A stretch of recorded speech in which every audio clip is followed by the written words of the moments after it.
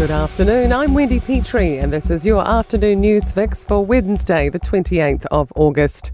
Sector optimism over the prospect of more effective infrastructure development. The Infrastructure Minister is launching a national infrastructure agency from December to manage funding and proposals and facilitate private investment.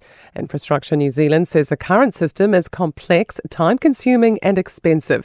Chief Executive Nick Leggett says involving the private sector will help spread infrastructure costs in the same way other developed nations do. Bringing private sector expertise more into the planning, the design, the development and the management of projects once they're built is vital. Concerns voluntary redundancies that Health New Zealand announced today will worsen chronic staffing shortages.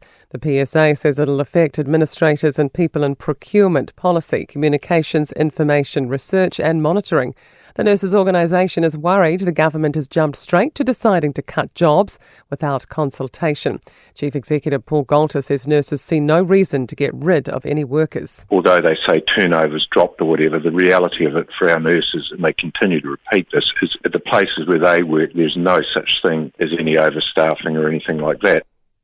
Grey District Council says there is no need at this stage to evacuate Greymouth residents stranded in their homes for a third day by a major slip. About 50 homes at Arnott Heights have no road access and power went out overnight.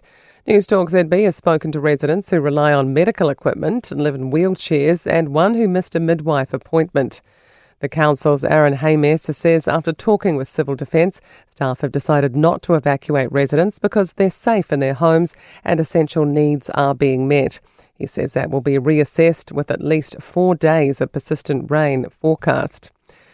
Belief a more nuanced approach is needed to lift student achievement. Testing in May revealed dismal results in NCEA, reading, writing and maths, with the highest fail rates for Māori and Pasifika students.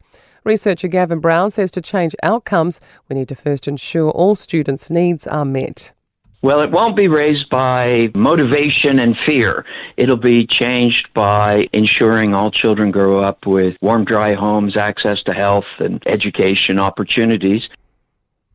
Our largest power generator, Meridian Energy, is reporting a sharp 14% rise in underlying net profit, but warning tough months are ahead. Business reporter Michael Turgle has more. The partially state-owned electricity gentailer says it's investing almost as much into developing new and existing assets as it's making in profit. It says the operating environment changed dramatically in May when lake levels plummeted, which will affect its bottom line in the coming months. Meridian says a few users directly exposed to the wholesale market have been significantly impacted. In sport, the Springboks insist they're not overconfident ahead of Sunday's test against the All Blacks at Ellis Park, despite beating the ABs in their last 2 matches and being unbeaten this year. World tennis number one, Iga Swiatek, believes the international schedule is too jam-packed and needs to change. And Paralympics chef de mission Raylene Bates expects excellence from New Zealand's 25 para-athletes in Paris over the next 12 days, saying it's important all athletes strive to achieve, whether it's a new personal best or a medal. I'm Wendy Petrie. That's your latest news fix. We'll be back with the next update tomorrow morning from the Newstalk ZB newsroom.